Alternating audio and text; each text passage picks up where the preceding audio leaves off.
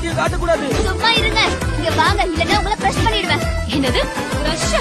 இப்ப நீ கிரஷ்ன்ற வார்த்தையை யூஸ் பண்ணியா என்ன? ஒரு வழியா மிஸ்டர் ரீ மேல கிரஷ் இருக்குன்ற உண்மையை வெளிய சொல்லிட்டாரா? தேவையில்லாம கடுப்பேத்திட்டு இருக்காத, வந்து பாபிக்கு ஹெல்ப் பண்ணு.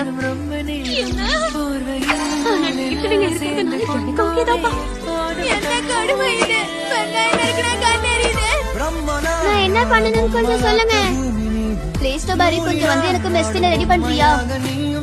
இசாக்கியும் உதவி பண்றதுக்கு தயாரா இருக்கேன். இசாக்கி ரொம்ப ரொம்ப சந்தோஷமா இருக்கேன். மிஸ்டர் ரீசா, நம்ம இன்னொரு ரூம் போலாமா?